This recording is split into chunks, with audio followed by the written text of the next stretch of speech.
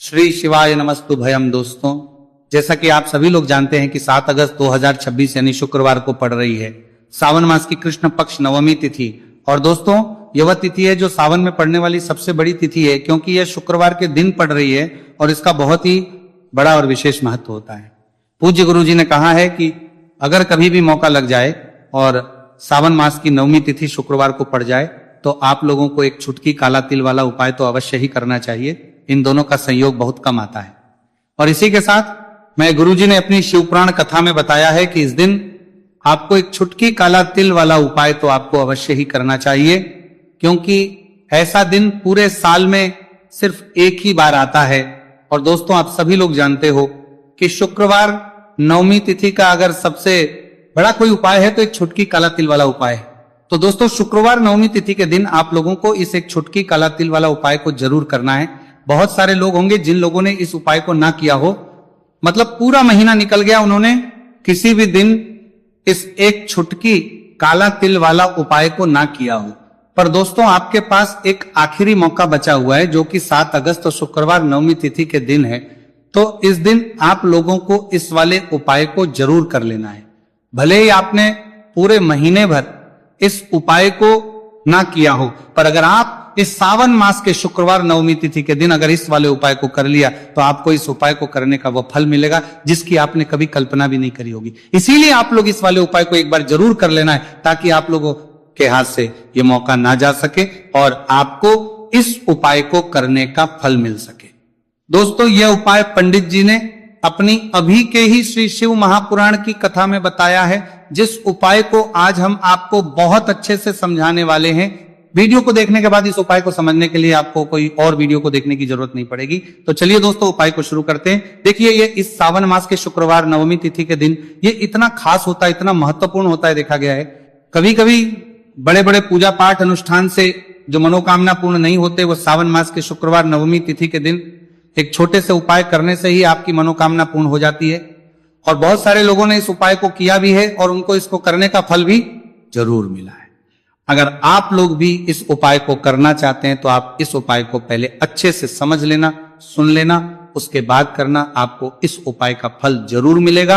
और इस उपाय को कर लेने से आपके घर में चाहे किसी भी प्रकार की दुहक और समस्या क्यों ना चल रही हो, आपको उसका कारण भी नहीं पता कि भाई यह समस्या किस कारण से चल रही है, उसका कुछ भी कारण हो सकता है, जैसे पितृदोष हो सकता है, किसी भी तरह का मंगल दोष भी हो सकता है। तो इस दिन आप लोगों को ये वाला उपाय कर लेना है। ये एक ऐसा उपाय है जिस उपाय को अगर किसी विशेष दिन पर किया जाए तो भाई उस विशेष दिन का जो है वो तो हमें मिलता ही मिलता है, पर हमने उस दिन पर इस उपाय को किया है तो हमें उससे भी बड़ा फल मिलता है, और फल बहुत जल्दी मिलता है, क्योंकि आप इस उपाय को बहुत ही बड़े और विशेष दिन पर कर रहे हो। तो चलिए अब उपाय के बारे में बात करते हैं। उससे पहले आप लोगों को यह जानना आवश्यक है कि आखिर ये उपाय किस समय करना है, किसको करना है और कैसे करना है। तो चलिए हम आगे आपको वीडियो में एक एक करके बता देते हैं। लेकिन उससे पहले अगर आप लोग हमारे चैनल पर पहली बार आए हैं या फिर मेरी आवाज आज पहली बार सुन रहे हैं तो हमारे चैनल को सब्सक्राइब जरूर कर लेना, और इस वीडियो को लाइक करके कमेंट बॉक्स में श्री शिवाय नमस्तु भयम ओम नमः शिवाय जरूर टाइप कर देना। तो दोस्तों, इस एक छुटकी काला तिल वाला उपाय को हमें इस शुक्रवार नवमी तिथि के दिन कैसे करना है, किसको करना है, किस समय करना है और कहां पर करना है, ये सारे सवालों के जवाब आपको इस वीडियो में मिल जाएंगे। और जो ये वीडियो देखेगा भाई, उसको एक छुटकी काला तिल वाला उपाय जरूर करना चाहिए, क्योंकि इस दिन एक छुटकी काला तिल का भी बहुत ही बड़ा और विशेष महत्व होता है। और जब बात आ जाए एक छुटकी काला तिल वाला उपाय की, तो ये सोने पर वाली बात हो जाती है और ये एक बहुत ही बड़ा उपाय हो जाता है इस शुक्रवार नवमी तिथि का हुआ। अब दोस्तों, इस एक छुटकी काला तिल वाला उपाय को आखिर करना किसको है, सबसे पहले हम लोग वो बात जान लेते हैं। तो देखो, घर की जो बड़ी माताएं बहनें होती हैं, उन माताओं बहनों में से कोई भी एक बड़ी माता बहन इस वाले उपाय को कर सकती है। और दोस्तों, अगर आप चाहें तो अपने घर में से सभी सदस्यों को भी इस उपाय को करवा सकते हैं। अगर किसी व्यक्ति की खुद की कोई मनोकामना है, खुद की कोई दुख और परेशानी है जो कि वो अपने लिए ही करना चाहता है, इस वाले उपाय को तो वो खुद अपने लिए भी कर सकता है। बाकी अगर कोई घर में से ऐसा है जो कि अपने पूरे घर परिवार की सुख और शांति के लिए यह वाला उपाय करना चाहता है, तो भाई वो भी कर सकता है, उसमें भी कोई दिक्कत वाली बात नहीं है। कहने का मतलब यह है कि इस उपाय को हर एक सदस्य भी कर सकता है और पूरे घर परिवार के सदस्य के लिए घर की बड़ी बहनों में से कोई एक माता बहन भी कर सकती है।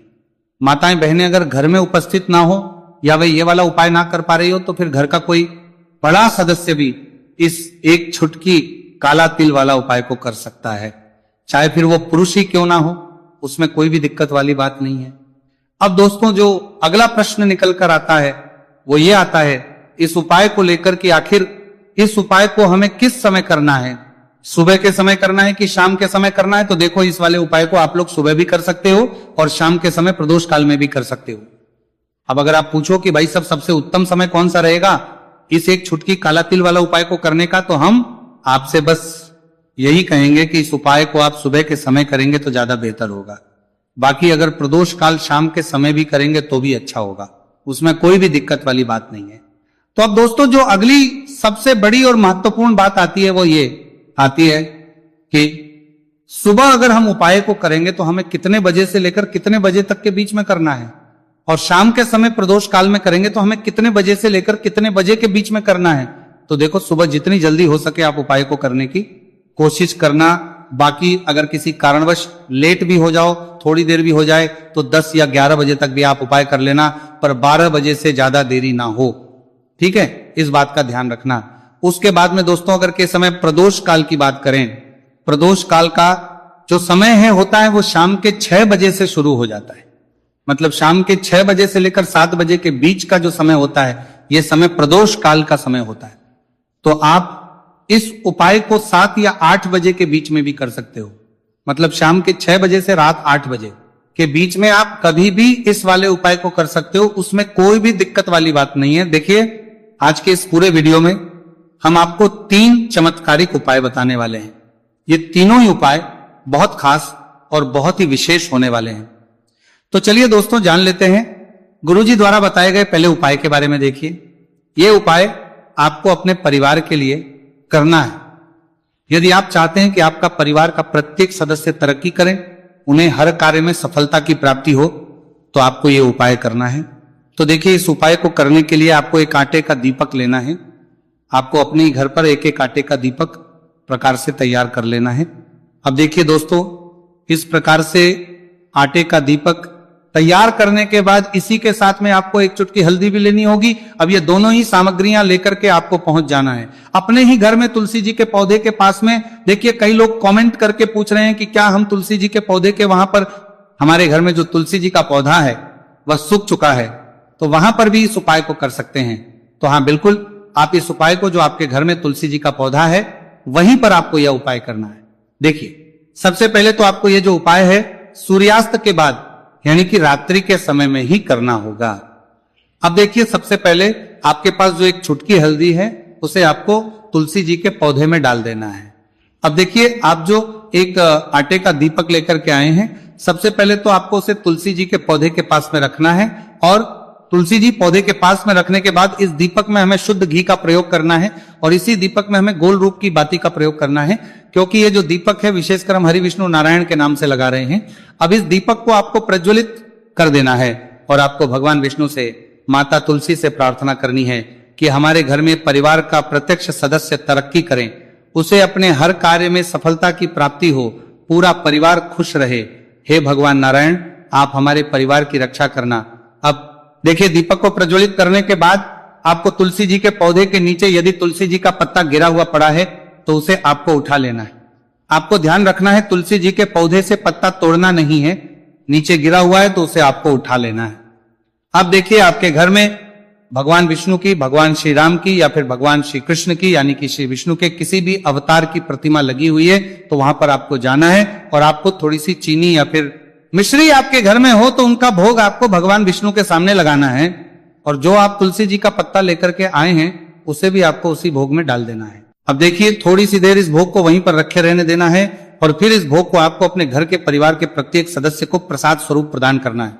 यकीन इस उपाय को करने से आपके परिवार का प्रत्येक सदस्य हमेशा तरक्की पर रहता है और आपके परिवार में हमेशा खुशियां बनी रहती हैं। तो इस प्रकार से आपको पहला उपाय कर लेना है। अब हम जानते हैं दूसरे उपाय के बारे में। देखिए ये जो उपाय है विशेषकर धन की प्राप्ति के लिए है, मां लक्ष्मी को प्रसन्न करने के लिए है और विशेषकर शुक्रवार नवमी तिथि की रात्रि में ही आपको ये उपाय करना है। देखिए सामने आपको एक दीपक दिखाया जा रहा है, तो आपको एक दीपक लेना है। दीपक आप मिट्टी का भी ले सकते हैं, आटे का भी ले सकते हैं। अब देखिए इस दीपक में आपको शुद्ध घी का प्रयोग करना होगा और इस दीपक दत्त में आपको विशेषकर मोली वाला जो धागा आता है, लाल रंग का कलावा का धागा जिसे हम कहते हैं, उसकी बात ही आपको इस दीपक के अंदर प्रयोग करनी है, यानी कि लंबी बाती का आपको इस दीपक के अंदर प्रयोग करना है। अब देखिए ये जो दीपक है आज रात्रि में लगभग 8 बजे के लगभग आपको ये जो दीपक है तुलसी जी के पौधे के पास में प्रज्वलित कर देना है।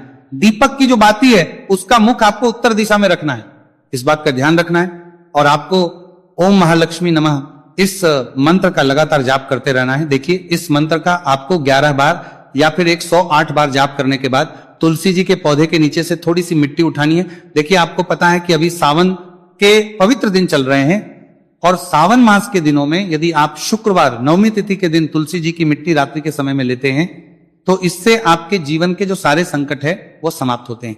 अब देखिए आपको 1 गिलास लेना है, उसमें आपको जल भरना है और जो आपने तुलसी जी की मिट्टी ली है सबसे पहले तो उसे आपको उससे गिलास के अंदर डालें और इसी के साथ में आपको 1 चुटकी हल्दी भी उस पात्र के अंदर डालनी है। अब देखिए इस जल का छिड़काव आपको अपने पूरे ही घर में करना है।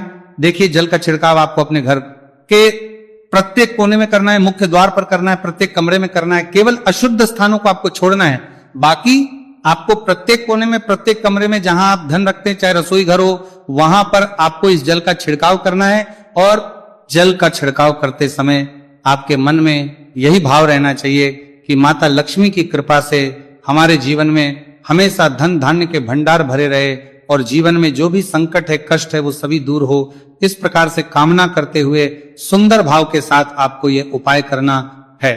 देखिए इस उपाय को करने से घर का जो दुर्भाग्य है वो दूर होता है, तो इसीलिए आपको शुक्रवार नवमी तिथि की दिव्य रात्रि में यह उपाय करना है। अब दोस्तों हम बात कर लेते हैं तीसरे विशेष और अंतिम उपाय के बारे में। देखिए इस उपाय के माध्यम से भगवान विष्णु और माता लक्ष्मी दोनों ही प्रसन्न होने वाले हैं। तो देखिए इस उपाय को करने के लिए सबसे पहले तो आपको दीपक लेने हैं। दीपक आपको 2 लेने होंगे। आप चाहे तो दोनों ही दीपक मिट्टी के भी ले सकते हैं, दोनों ही दीपक शुद्ध आटा मचकर उनके भी तैयार कर सकते हैं। अब देखिए दोनों ही दीपक के अंदर आपको शुद्ध घी का प्रयोग करना होगा। अब देखिए 2 दीपक हैं, उनमें से आपको एक दीपक के अंदर गोल बाती का प्रयोग करना है और एक दीपक में आपको लंबी बाती का प्रयोग करना है। देखिए लंबी बाती वाले दीपक के अंदर आपको लाल बाती का प्रयोग करना है, जो मोली वाला धागा आता है कलावा का, उसी की बाती का आपको प्रयोग करना है।